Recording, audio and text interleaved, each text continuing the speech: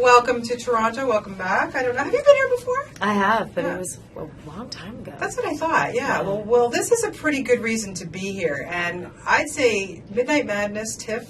Is there anything else to say? Nope. That's the beginning and the end.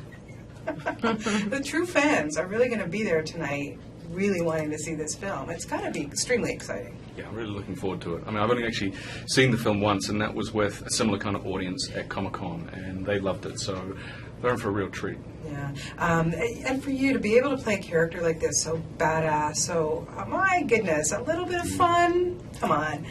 A tremendous amount of fun, and certainly a girlhood dream realized. Being able to don leather bodysuits, kick butt, blonde hair. It's very fun. Yeah, and not too bad to have to look at her the whole time either, really, I guess, huh? Wasn't the toughest part of the job. Karl, I'm wondering, is it an insult or a compliment when you get a script and you're being told, you know, Karl, we really love you. You're a really good-looking guy, but your whole face is going to be covered. Yeah. You know, I was a fan. I started reading Dredd when I was about 17.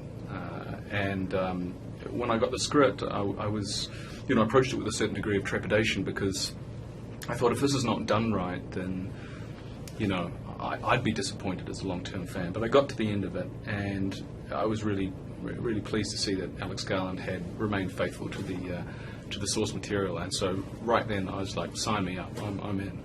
What was it about it for you, Olivia? Because it's, you know, like we say, it's a kick-ass, it's fun. But at the end of the day, were you a fan of Dredd? Had you even seen the original one with Stallone? Well, what really drew me into this and what made me desperate to play the part was just the character that Alex had written. She's kind of a dream role in that she's very vulnerable and she's also very strong. And she's very sensitive, but she's also very aware. And she really has a full arc. She starts in one place, which is a place of near desperation. She wants so badly to be a judge. And she has committed herself to she has to prove it to someone that she can be a judge. And it's only once she kind of loses the hope of what she really wants to do that she finds herself and becomes the judge that she kind of always could have been all along.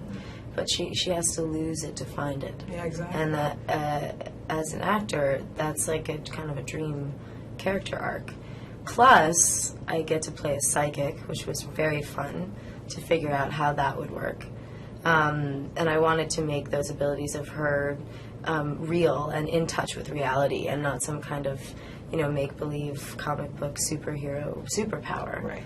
I think that her psychic abilities are one of the most kind of ordinary things about her, actually. And because of that, she can't wear a helmet. Did that kind of make you happy?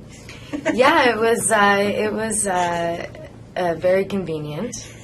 Definitely, that Anderson couldn't wear a helmet, but also I think just for the sake of the audience and them being able to connect to the film at all, there needed to be a character whose eyes and face they could see, whose emotions they could track. And that's not even just about the mask. Dredd does not have emotions that he shows. And that probably is true even when he's not on duty. So it was important, I think, for them to have a device for the audience to be able to actually to access Dredd. Yeah. It's through Anderson's character that they can access Dredd's internal world. What kind of prep do you have to do? Jaw exercises, watching your mouth move, and you know, really, Karl, like really, it is a challenge. I mean, we're joking about it, but you're this physical thing that's going on here. Yeah, definitely. It was a huge challenge. And you know, a little bit daunting in the you know, one of the most valuable tools that, you know, an actor has is his eyes. So to immediately take that away, it sort of forced me to focus on what else I had left available. And really, you know, the voice becomes really, really important. And in the comics, the voice was described as being like a saw cutting through bone. So I started there, but also in Alex's script, Dredd uses his voice at times like a weapon. So I had to sort of, think about it in terms of that as well. And then also the physicality of the character.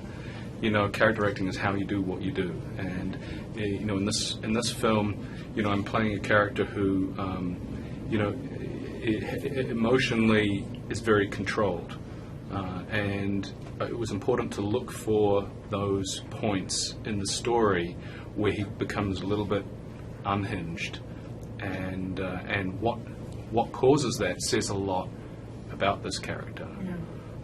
And also the humor was very important. In reading the comics, Dredd has this, fantastic dry sense of humor. It was important for me to put that in, because he's just a man. He's not a Superman. He's not a robot. He is a man, and to me, that's what humanizes the character. Quickly, just at the end, I want to ask both of you really quickly. Do you recall the movie or the actor that changed your life and made you decide that you wanted to do this for a living? Start.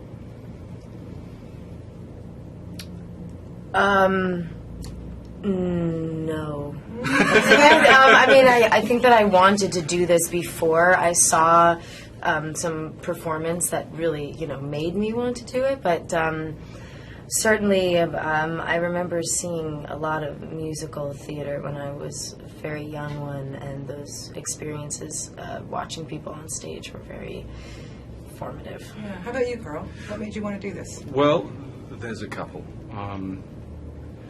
Bruno Lawrence in Smash Palace, Roger Donaldson's Smash Palace. Bruno's at the forefront of... He's just an iconic New Zealand actor, and huge inspiration to me. And then secondly, I remember at a really young age staying up late one night watching Cool Hand Luke, Paul Newman. Absolutely. That's a good job. That's a good one. That's for a sure. good job. Well, congratulations to the two of you. This is really a lot of fun. And I think this could be a little franchise going here. I think it's going to happen. Let's keep our fingers crossed because it's really good. We had such a great time making this, and I'd love to come back and do this again. But if this is a one-off cult classic, then it's a pretty damn good one. I'd say so. We'll have a really good time tonight and enjoy the festival.